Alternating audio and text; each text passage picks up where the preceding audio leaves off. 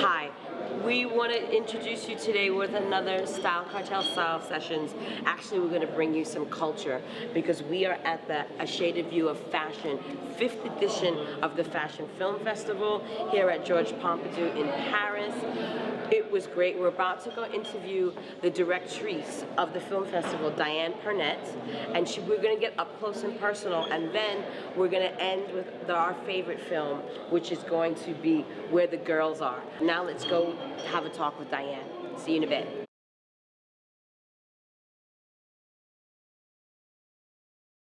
It was really difficult to leave New York because I was a fashion designer. I had my own brand for 13 years, Diane Pernet. And I lived in the West Village, which is now the Marc Jacobs Empire. You know, and what is the cupcake? Wasn't that clean back then? No, it always was clean. It's the West Village, not the East. Okay. The East was much different.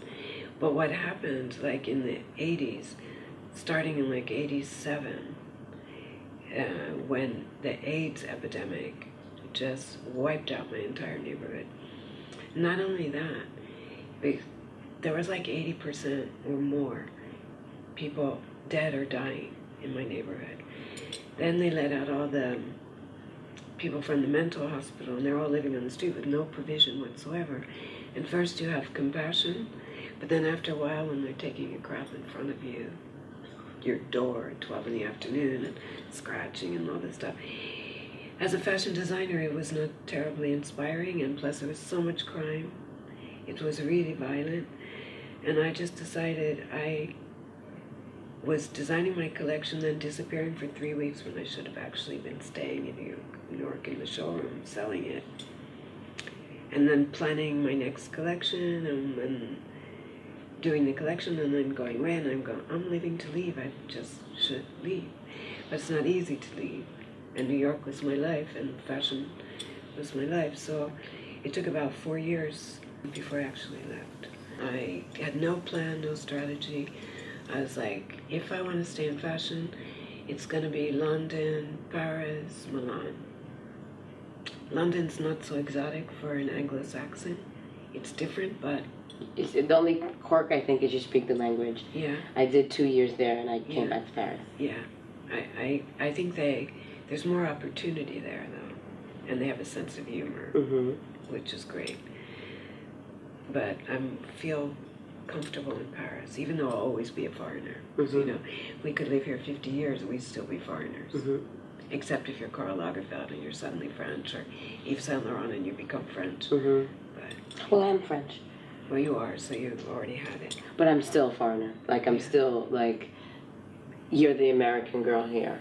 You know, like, it's like you said, we're a nice handbag at a party, kind of. We're a nice accessory because... Initially, anyway.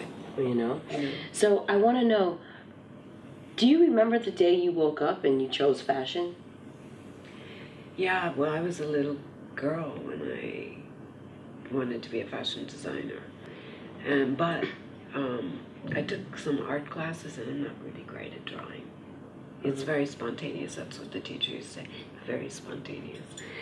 So I took that as wasn't something great. But actually, that's part of my personality, be spontaneous and organic about things. But I used to really be concerned about my clothes. And I had some terrible taste when I was little. Like, I liked all this frilly stuff, you know, pink and ruffles and girly kind of things. And to the horror, probably, of my mother, who also liked to dress me in bright colors. Is probably one reason I like black. I was forced into yellow and orange. And then I thought, because I didn't draw that well, that I couldn't be a designer, and that's really not true, because do you have an idea? You can always find an illustrator or technicians, but the person that actually creates something, that's... I used to design by draping, taking the fabric actually on a real model, and that's how I designed. And then you could draw it afterwards, or then I could draw, but it's really done. So who was your inspiration back then? In the very beginning, like the designer that impressed me the most and who I still think is a total genius, is Charles James. Okay, and why? Because he was a real sculptor, he was an artist, he was an original, and he died penniless in the Chelsea Hotel, and Halston used to be his assistant. Mm-hmm. Everybody knows Halston, nobody knows Charles James. Mm-hmm. Look him up if you don't know him. And you know who I was really happy to see who really likes him? Two people that I really respect. One is Andre Walker, because he does that magazine with that unpronounceable name, and he did a whole thing on Charles James. And Rick Owens, who I love, who did a jacket a couple years ago as an homage to Charles James. Okay. Let's talk about the film festival. Is it 5 years now? It's 5 years as ASVOF, and it was 2 years as You Wear It Well before, so it's like 7 years. So how does that feel? Like, this edition feels great. It feels like it just took another step, and maybe next edition there'll actually be money. Sponsors. That's what I need, sponsors. I need those guys with suitcases of money, because aside from this contemporary art gallery in Perth, Australia, Portal Plus, who gave the documentary prize, most sponsors, you know, it's media or it's nickel and dime. I'm surprised. Okay, we don't have to talk but about it's it. France. No, but I just even think like anyone, like we had an amazing time. We laughed. You know, some of the films we got, some of the films we didn't. Some of them were like, wow, this is so funny. And just we came this weekend, we had a great time. She loves you, Danielle loves you. Yes. It's nice to be loved. Yesterday, I like to be loved. Yesterday, that was the opening line in the Cassavetes film, opening night. Oh, okay. Gina Rowland's camera rolls.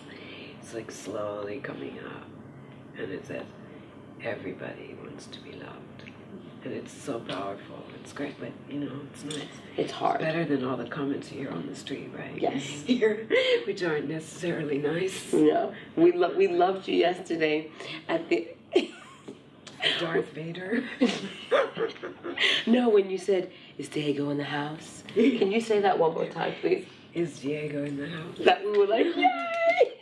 That was so cool. And he wasn't, and I knew he was here, but I hadn't thought that we would have time, because you know it's very strict how everything operates here, and how much time the technicians have a break in between everything. So I was afraid to add on. Okay, but that film was excellent. It was fun, no? That was one of the favorites yesterday. Because I made them cut out the fashion show part, though, because he sent it in and it had like another 3 minutes of fashion show, and they said, no, it's killing it. Like, just, you know, it's hard for me to tell a director like what he should do, but I said, I'm not going to show it if you keep the fashion show, because it just cuts it. And I know for the film you have to know she's a model, and that she's, so just, I told him the exact frame to cut it. He did it, like where she just comes out, it's the stage and start. And he came up to me yesterday and he said, you know, thank you for doing that. The film is so much stronger now. And it's true, it didn't. We didn't need to see the fashion show. No, it kills it. It just takes everything out of it. Okay. And it's like Jessica Mitrani, that one had Pieces for Peace. It was 6 minutes and 30 seconds, and I was like, I'd really like this to be in competition, so you've got to lose a minute and a half, or else I can put it out of competition.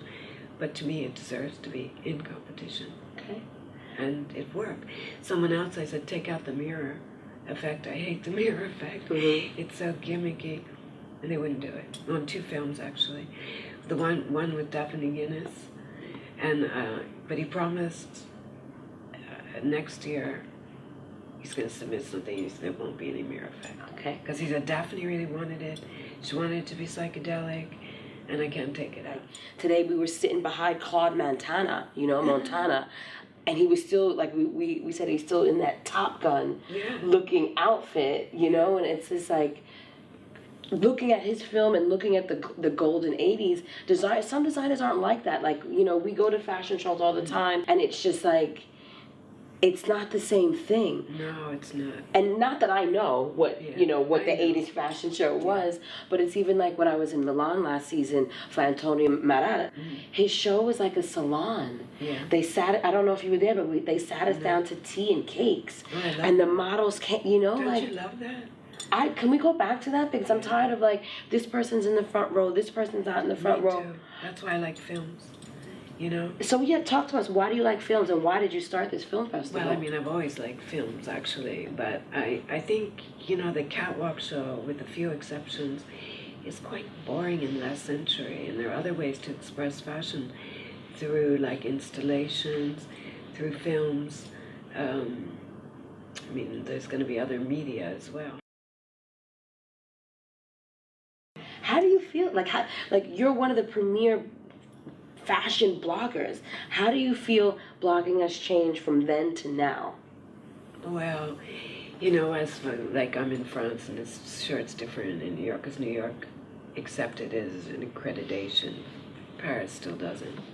It's the only city in the universe, You'll have countries as far as New Zealand that are sending you ticket to come and cover on your blog. And Paris, if you're not writing for print, usually I am writing for print also, but they don't accredit blogs. So how's it changed? Well, in Paris, they tried to ignore it even existed, and as in the past couple years, you have all the live streaming, and they have to understand the internet does exist. We have moved on a little bit. We get it up faster than Vogue. Well, that's what they don't like, because in the beginning it was like you could have 7 shots just from the front. You weren't allowed to do more. It's against the Chambre Syndicale, this and that. So how has it changed? I guess there's some people, not me really, that are making a hell of a lot of money from their blogs. So that's like Brian Boy or Rumi or, Susie Bubble.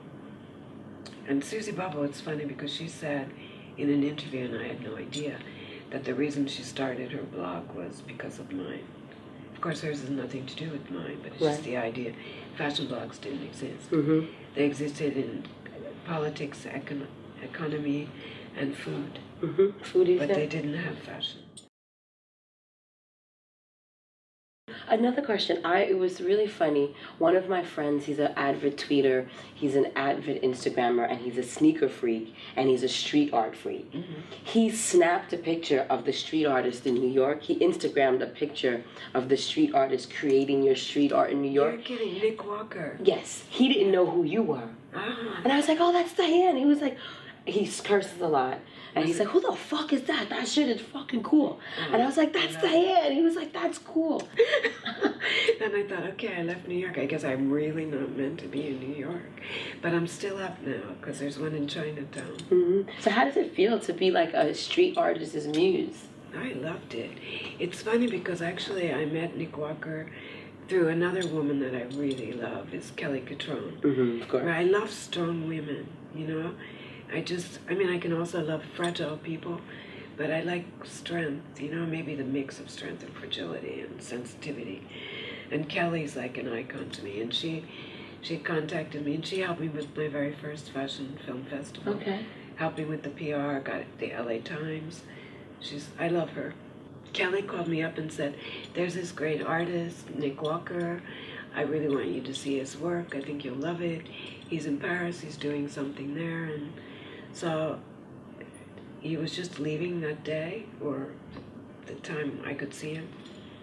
So we met at Toraya, one of my favorite little Japanese tea rooms. And during the course of the conversation, he goes, I'd really like to do, a stencil. He caught you, Diane, perfectly. It's funny because he lives in Bristol. And so he said, okay, I'm going to fly in one day, in and out the same day. And I want to just take different angles of you. And then I live on the 5th floor with no elevator. So he's like, do you have a tape measure? It's like, I could get it. But he takes off his shoe and he goes, because I want it to be your size. And it's like, okay, you're 6 feet and a toe. And then he went back to Bristol, and then he tried once to put me up. It didn't work, and then he tried the time your friend saw it. Mm-hmm. Is that the one that kissed the? It's the one in the doorway. Yeah. No, that's wild. Shout out to Food Rap for knowing where the street art is. I love that. Last question is, what's your sign? What's your I'm a Libra. I'm a Libra with the moon in Scorpio and a Gemini ascendant. Okay. 5 planets in Libra, actually. Oh wow, I wish I knew all that. I'm very Libra. Okay. So also, if you had something to say to young women today, what advice would you give a young woman? Just be yourself. Find out who you are, and that's what you should project. Don't try to be somebody else.